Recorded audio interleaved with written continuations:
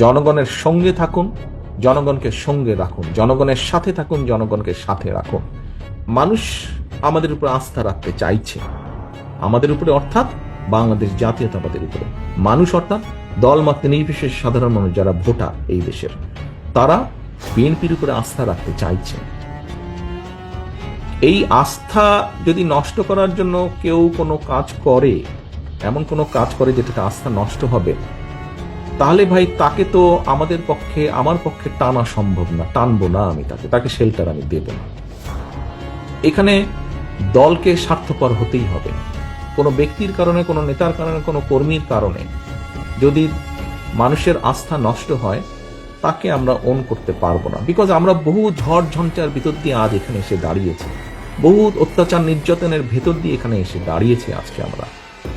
কাজেই আমাদের পক্ষে আর সম্ভব না যে কেউ নিজের বিষয়, নিজের স্বার্থ নিয়ে এমন কিছু করবে যেটা দলের স্বার্থকে আঘাত করবে, ক্ষতিগ্রস্ত করবে, তাকে আমাদের পক্ষে টানা সম্ভব না। হ্যাঁ, অনেকে ইদানিং কিছু কিছু লোক বলার চেষ্টা করে যে দেখুন আপনারা নয় কি করছেন, আমাদের মধ্যে কেউ কেউ করেছে, কোনো কোনো সদস্য ভুল করেছে, বিভ্রান্ত হয়েছে, কিছু কিছু আপত্তিকর কাজ করেছে, আমরা আমাদের দলের সাথে তার সম্পর্কটা ছিন্ন করেছি, এতে কি হবে কেউ কেউ বলে। এতে কি হবে সেটা হচ্ছে পরের ব্যাপার, কিন্তু আমি আমার অবস্থান পরিষ্কার করেছি। হ্যাঁ, হয়তো সবগুলা ব্যাপার আমরা এরকম আরো কেউ কেউ করছে, আমরা হয়তো সবগুলা ব্যাপার অ্যাড্রেস করতে পারছি না। যতটুকু আমরা জানছি আমরা সাথে সাথে ব্যবস্থা গ্রহণ করছি, যখন যেটা জানবো ব্যবস্থা গ্রহণ করছি, আমাদের অবস্থান পরিষ্কার করছি। এখন ওই যে বললাম, কেউ যদি বলে হ্যাঁ আপনি বের করে দিলেন, কি হবে?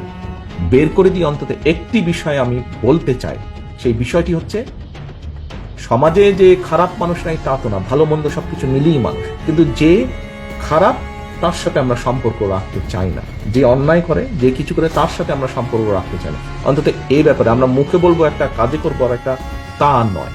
যা আমরা মুখে বলছি আমরা চেষ্টা করব আমাদের কাজের মধ্যেও তার রিফ্লেকশন বা প্রতিফলন থাকবে, সেজন্যই আমরা ব্যবস্থা গ্রহণ করছি।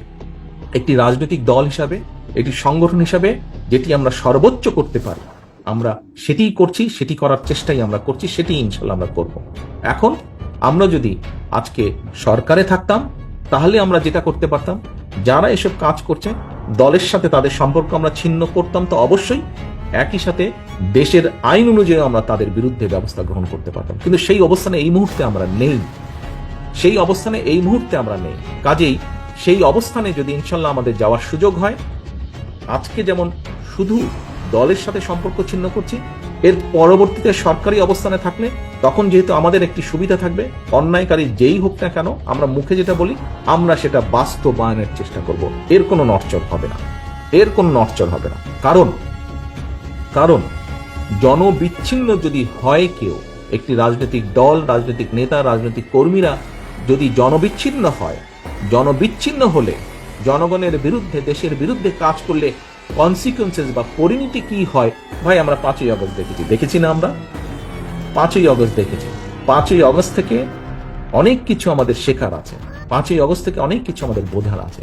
কাজেই প্রিয় সহকর্মীবৃন্দ, আমরা 31 দফার কর্ম প্রশিক্ষণ আজকে করেছি। এই 31 দফার সাথে সাথে 31 দফা যেমন জনগণের কাছে নিয়ে যাব, 31 দফার মাধ্যমে আমাদেরকে রিয়েলাইজ করতে হবে, আমাদেরকে একটি বাস্তবায়ন করতে হবে, জনগণের পাশে থাকতে হবে, জনগণের সঙ্গে থাকতে হবে, জনগণকে সঙ্গে রাখতে হবে।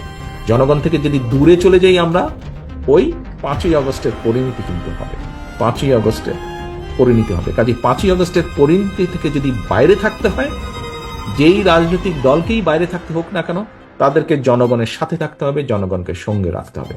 প্রিয় নেতাকর্মীবৃন্দ, আমরা রাজনৈতিক দল, এখানে উপস্থিত প্রত্যেকটি মানুষ আপনার রাজনৈতিক কর্মী। আপনি একজন রাজনৈতিক কর্মী বা একজন রাজনৈতিক নেতা হিসেবে আপনার পিছনে যদি পাবলিকই না থাকে, তো আপনি কিসের রাজনৈতিক নেতা, কিসের রাজনৈতিক কর্মী?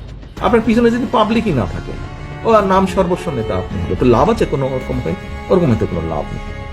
আমাদের একজন রাজনৈতিক কর্মী হিসাবে আমাদের সবচেয়ে বড় সার্থকতা কি? যখন এই যে আপনি ঘর থেকে যখন বের হন, আপনি ঘর থেকে বের হয়ে ধরেন আপনার নাম হচ্ছে গিয়ে হিরণ কুমার, তো হিরণ কুমার কি আপনি একা শুধু? হিরণ কুমার কি আরো শত শত হাজার হাজার হিরণ কুমার নাই? কিন্তু খেয়াল করে দেখেন তো, হিরণ কুমার হিসেবে আপনি যখন বের হন, মানুষের সম্মান বা সালাম আপনি যেটা পান ঘর থেকে দিনে বের হওয়ার পরে, আপনার মতো অন্য হিরণ কুমার যারা আছে তারা কি পাচ্ছে সেটা? তাদেরকে হয়তো কেউ চেনেই না, কিন্তু আপনি কেন পাচ্ছেন?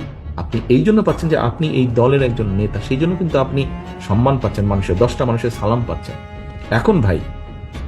এখন ভাই কথাটা হচ্ছে যে 10টা মানুষ কেন সালাম দিচ্ছে? 10টা মানুষ সালাম দিচ্ছে যে আপনি বিপদে আপদে হোক বা তার ভবিষ্যৎ নিয়ে আপনি কাজ করেন, চিন্তা করেন। কিন্তু আপনি যদি এমন কিছু করেন যেটা তাকে আঘাত করবে, দুঃখ দিবে, আপনার পেছন থেকে সরে যাবে, আপনার পিছনে এখন আপনি সালাম পান, আপনি বের হলে মিছিল করলে সে এসে মিছিলে হয়তো অংশগ্রহণ করে, হয় মধ্যে থেকে বা পিছনে থেকে একজন সমর্থক হিসাবে। কিন্তু আপনি যদি এমন কোনো কাজ করেন যেটাতে সে আঘাতপ্রাপ্ত হবে, সে কি আপনার পেছনে থাকবে? সে কি পাবলিকটা আপনার পিছনে থাকবে? সে যদি না থাকে তো আপনি কিসের নেতা? আপনি কিসের নেতা? এবং এখন কিন্তু মানুষ অনেক সচেতন। এবং সহকর্মী বৃন্দ, আপনাদেরকে আমি একটি কথা বলি, এটা ব্যক্তিগতভাবে নিবেন না। কথাটি হচ্ছে, দেখুন, মানুষ আমাদের উপর আস্থা রাখতে চাইছে, আমাদের উপরে, অর্থাৎ বাংলাদেশ জাতীয়তাবাদের উপরে। মানুষ অর্থাৎ দল মত নির্বিশেষে সাধারণ মানুষ যারা ভোটার এই দেশের, তারা বিএনপির উপরে আস্থা রাখতে চাইছে।